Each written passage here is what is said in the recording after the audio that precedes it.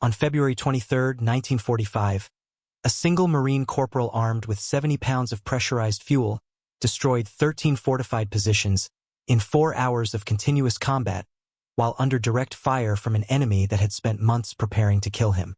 This is not a legend. This is what happened.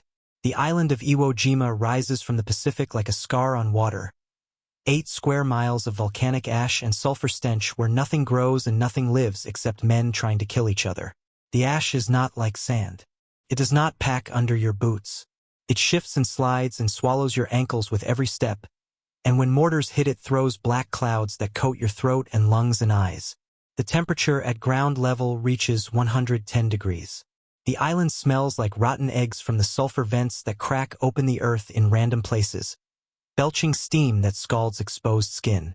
The Japanese have been fortifying this island for 8 months.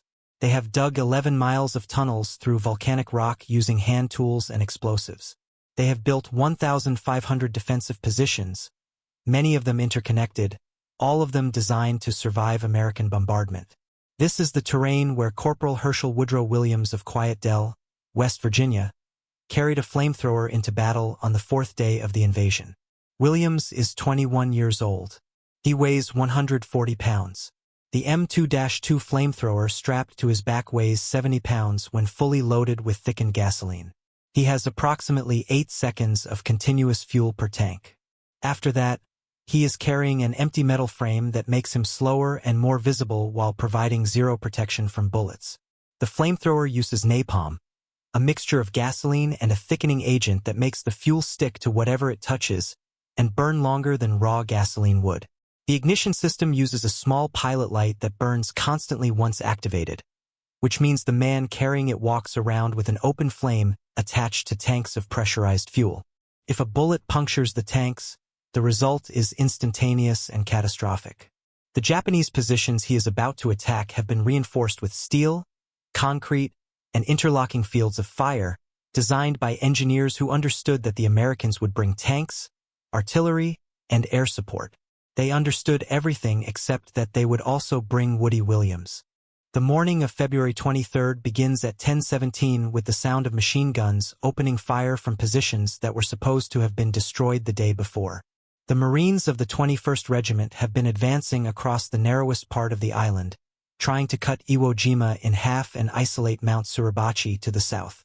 They are stopped cold by a network of pillboxes the Japanese have buried into the volcanic rock. These are not improvised fighting positions. These are engineered fortifications with walls 18 inches thick, firing ports that allow interlocking coverage of every approach, and ventilation systems that keep the gun crews alive even when flamethrowers are used outside. Some of these positions have been reinforced with railroad rails taken from the island's mining operations and embedded in concrete for additional structural support. The firing slits are angled to provide maximum coverage while minimizing exposure. The approaches are mapped and pre-registered for mortar fire. The Marines have called in tanks. The tanks cannot get traction in the volcanic ash, and when they try to maneuver, they become stationary targets for Japanese anti-tank guns hidden in the rocks. They have called in artillery. The artillery shells explode on impact but do not penetrate the reinforced concrete. The concussion kills any Japanese soldiers caught in the open, but the men inside the pillboxes are protected. They have tried frontal assaults. The frontal assaults have failed with casualties that cannot be sustained. The Marines attacking across open ground are cut down by overlapping machine gun fire before they can close the distance. The pillboxes have to be eliminated or the entire offensive stalls and men die in the open ash while the Japanese fire from prepared positions with unlimited ammunition. This is when Lieutenant Chambers looks at Williams and tells him to take his flamethrower forward. Williams does not argue. He does not ask questions. He picks up the 70-pound tanks, adjusts the straps that cut into his shoulders, and checks the igniter mechanism. The pilot light flickers blue and steady. Then he moves toward the nearest pillbox with 4 riflemen assigned to protect him. The riflemen understand their job. They are not there to assault the pillbox. They are there to shoot any Japanese soldier who tries to kill Williams before he can use the flamethrower. This is a suicide mission with extra steps. Everyone involved understands this. The 4 riflemen are volunteers. Their names are listed in the after-action reports, but they do not receive the same recognition Williams does, which is how these things work. They will die or they will survive based on factors largely outside their control, and they accept this because the mission requires it. The first pillbox is 40 yards away across open ground. There is no cover. The volcanic ash provides concealment from the clouds it throws up when bullets hit, but concealment is not cover. Concealment means the enemy cannot see you clearly. Cover means the enemy cannot shoot you effectively. Williams has concealment but no cover. Williams moves in short bursts, staying low, trying to use the terrain folds and shell craters for whatever protection they offer. The sound is constant. Machine guns fire in overlapping bursts, the distinct ripping noise of the Japanese Type 92 heavy machine gun mixing with the sharper crack of lighter weapons. The Type 92 fires 450 rounds per minute from a 30-round magazine. The gun crews have dozens of loaded magazines stacked inside the pillboxes. They can maintain sustained fire for as long as Williams remains visible. Mortars land in random intervals, close enough that Williams feels the concussion in his chest. The Japanese spotters cannot see him clearly through the ash clouds, but they know approximately where the Marines are and they drop mortars into the general area hoping for casualties. One of his riflemen goes down in the first 20 yards. The man is hit in the chest. He drops without making a sound. Williams does not stop. Stopping makes you a stationary target. Moving makes you harder to hit. The math is simple even if the execution is terrifying. He reaches the dead ground at the base of the pillbox and realizes immediately that a frontal assault will not work. The firing port is positioned to cover the approach he just used. If he stands in front of it to use the flamethrower, the machine gun will cut him in half before he can pull the trigger. The effective range of the flamethrower is 12 feet. The machine gun can kill him at 300 yards. This is the problem tanks and artillery cannot solve. You cannot shoot through 18 inches of reinforced concrete. You cannot suppress a position that has overhead cover and interlocking support from other positions. You have to get close enough to make the fortification irrelevant, and getting close enough requires exposure that most men will not accept. Williams accepts it. He moves laterally along the base of the pillbox, staying below the firing slit, dragging the 70 pounds of flamethrower tanks through ash that grabs at his knees. The volcanic ash is loose near the surface but compacted underneath from the weight of vehicle traffic and foot patrols. Provides terrible footing. Each step requires deliberate effort. The Japanese inside cannot depress their machine gun enough to hit him at this angle, but the pillbox to his left can see him perfectly. Bullets snap past his head with the distinctive crack that means they are passing within inches of impact. One of his riflemen returns fire, giving Williams 3 seconds to move another 10 feet. The rifleman is aiming at the firing slit of the adjacent pillbox, trying to force the Japanese gunners to take cover. He fires 5 rounds in rapid succession. Whether he hits anyone is unknowable. The firing from that pillbox pauses briefly, which is enough. He finds what he is looking for. A ventilation port on the side of the pillbox, 8 inches in diameter, covered with a metal grate. The grate is hot from the sun and the heat building up inside the fortification. He pulls it off with his hands, burning his palms. He aims the flamethrower nozzle directly into the opening. He pulls the trigger. The flamethrower does not roar. It makes a sound like tearing fabric. A loud hiss as pressurized fuel ignites and sprays through the nozzle in a stream of liquid fire. The flame is not red. It is orange and white and blue at the edges, burning at 2000 degrees Fahrenheit, hot enough to melt steel. The stream shoots 12 feet and enters the ventilation port in a continuous jet. Williams holds the trigger for 2 seconds. Inside the pillbox, the thickened gasoline splashes against concrete and spreads across every surface, igniting everything it touches. The temperature inside the fortification rises to unsurvivable levels in less than 4 seconds. Men cannot breathe air that hot. Their lungs stop functioning. The machine gun stops firing. Williams releases the trigger. He has just used 1/4 of his fuel. Black smoke pours from the ventilation port. The smell of burning fuel mixes with the sulfur stench that permeates the entire island. He moves to the next pillbox immediately. There is no time to rest. The Japanese have seen what just happened and they understand what it means. Every gun that can draw a line of sight on Williams opens fire. The volcanic ash erupts in geysers where bullets impact. The noise is overwhelming. A continuous roar of gunfire and explosions that makes communication impossible. One of his riflemen is hit in the leg. The man drops and tries to crawl back toward the Marine lines. Another takes a round through the shoulder and keeps firing with one arm. Williams keeps moving because stopping means dying. The flamethrower tanks on his back make him top-heavy and slow. The straps cut into his shoulders with every step, grinding through the fabric of his uniform and into the skin underneath. His legs burn from moving through the ash. The heat and sulfur fumes make every breath feel like inhaling broken glass. Sweat runs into his eyes. His vision blurs. He wipes his face with his sleeve and keeps moving.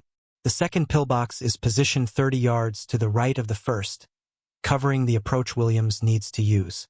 He cannot attack it from the same angle he used before. The terrain does not provide access to the sides. The pillbox is built into a natural depression in the volcanic rock with clear lines of fire in 3 directions. He has to go over the top. He climbs onto the roof of the pillbox while machine guns from other positions fire at him. The concrete roof is 3 feet thick. It does not provide cover from the sides, but it provides concealment from below. The Japanese soldiers inside cannot see him. They can hear him. They know someone is on the roof. They start firing upward through ventilation ports, hoping to hit him through blind fire. Williams crawls across the surface on his stomach, dragging the flamethrower, keeping his body as flat as possible. Bullets punch through the thin metal ventilation covers and whistle past him. He reaches the primary ventilation port, larger than the one he used on the first pillbox, approximately 10 inches in diameter. He rips off the grate. He fires a 3-second burst straight down into the fortification. The machine gun inside stops. He has now destroyed 2 pillboxes and used half his fuel. By 11:23 a.m., Williams has destroyed 7 pillboxes. He has reloaded the flamethrower twice, running back to the Marine lines under fire to get fresh fuel tanks, then returning to the fight. Each reload takes 4 minutes. For minutes of exposure while he disconnects empty tanks, lifts 70 pounds of full tanks onto his back, reconnects the fuel lines and checks the igniter. The fuel lines are pressurized. If they are not connected properly, fuel leaks and the flamethrower becomes useless. If fuel leaks while the pilot light is burning, the operator dies. Williams performs these checks while bullets hit the ground around him. For minutes during which he is a stationary target for every Japanese soldier who has a rifle and a line of sight. He survives because his riflemen provide covering fire and because the volcanic ash creates enough visual interference that aimed shots become difficult beyond 50 yards. He survives because he moves constantly and never uses the same approach twice. He survives because the Japanese defenders are now more concerned with the flamethrower than with the Marine riflemen, and fear creates mistakes. Men who are afraid fire too quickly and miss. Men who are afraid prioritize survival over accuracy. Williams is also afraid, but he channels that fear into methodical action. The pillboxes are not isolated.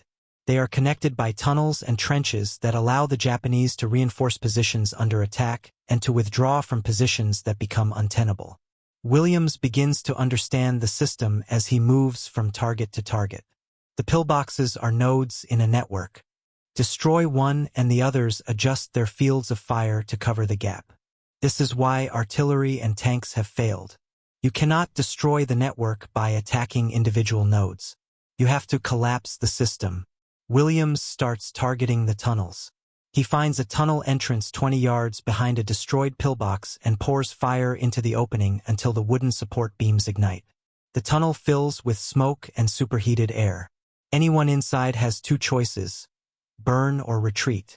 The Japanese retreat deeper into the tunnel system. Williams moves to the next entrance and repeats the process. He is not trying to kill everyone inside. He is trying to make the tunnel system unusable. Fire consumes oxygen. Smoke blocks visibility. Panic spreads faster than flame. By sealing the tunnels, Williams is isolating the remaining pillboxes from reinforcement and resupply. This is tactical thinking performed under extreme stress. Williams has no formal engineering training. He is making these decisions based on observation and adaptation.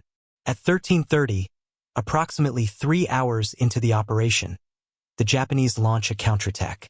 60 soldiers emerge from concealed positions and charge the Marine lines in a coordinated assault designed to overrun the forward positions and kill the flamethrower operator who has destroyed their defensive network. This is not a banzai charge. This is a tactical movement executed by disciplined soldiers who understand that if they do not eliminate Williams, the entire position will collapse. They come in 2 waves using covering fire and movement tactics, advancing through the ash in short rushes. They are armed with rifles, grenades, and satchel charges. Some carry bayonets fixed.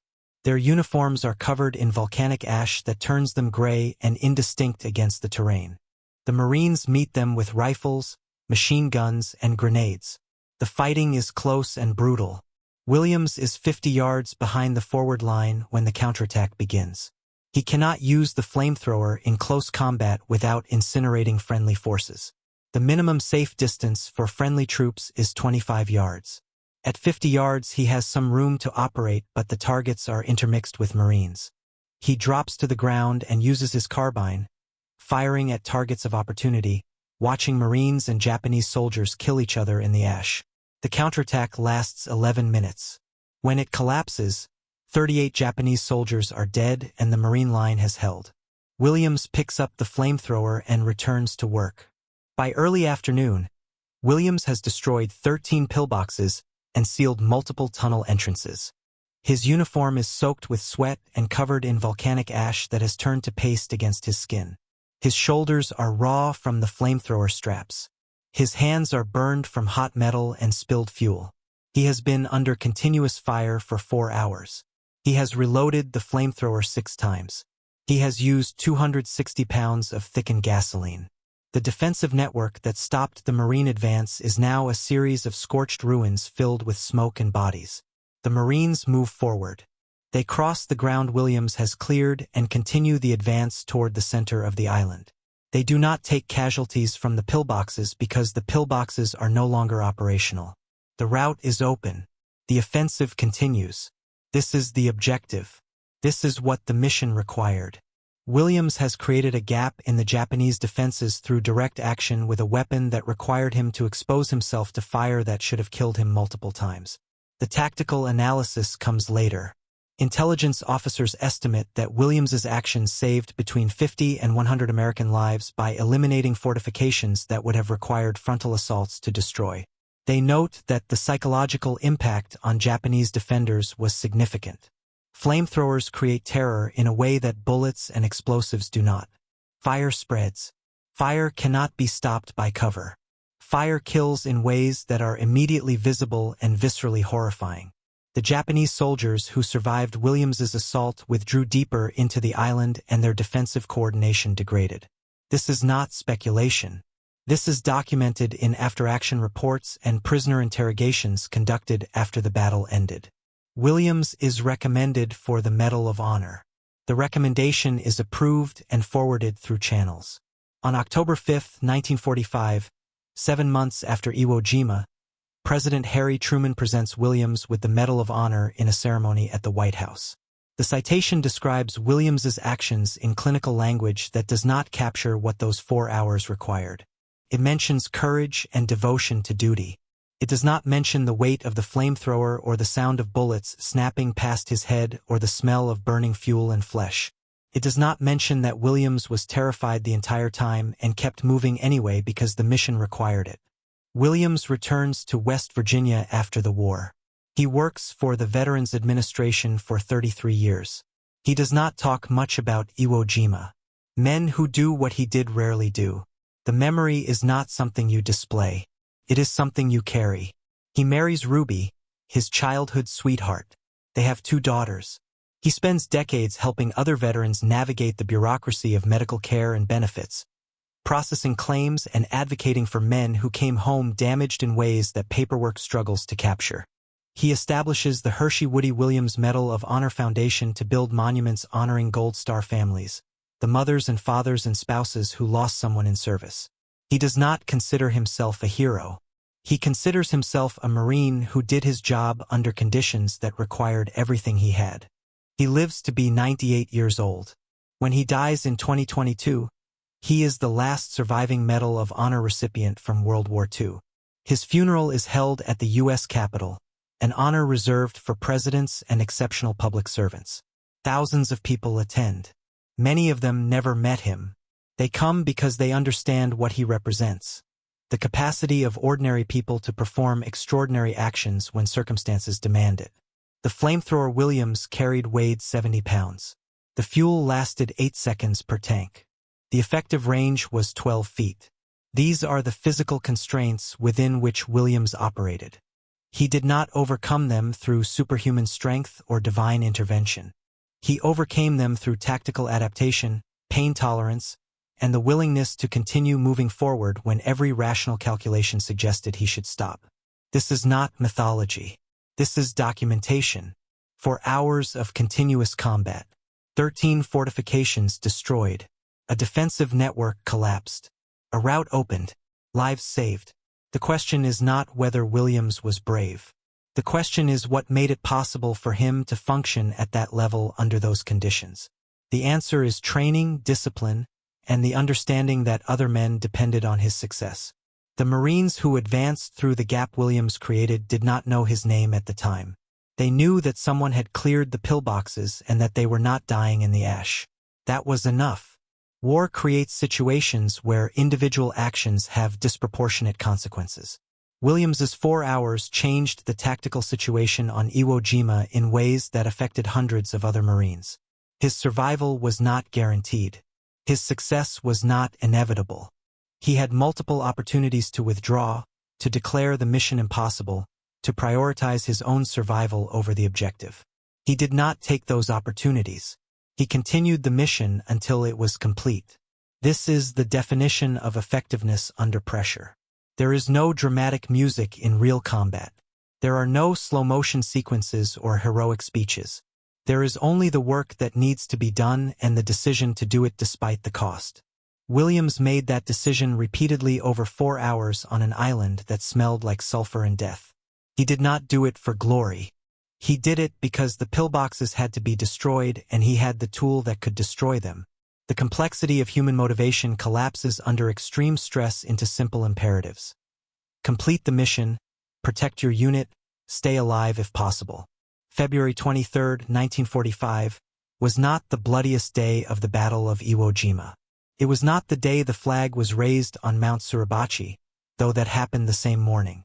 It was the day a corporal from West Virginia carried 70 pounds of pressurized fuel across volcanic ash while men tried to kill him, and he killed them first with fire. The historical record preserves the facts. The facts are sufficient. 13 pillboxes. For hours. One man with a flamethrower who refused to stop. If you found this story valuable, subscribe to this channel for more deep dives into moments where ordinary people faced impossible situations and prevailed through competence and will. Hit the like button if this narrative gave you a new perspective on what combat actually requires. And leave a comment answering this question. Do you think modern warfare still leaves room for individual decisions like this? Or has technology replaced them?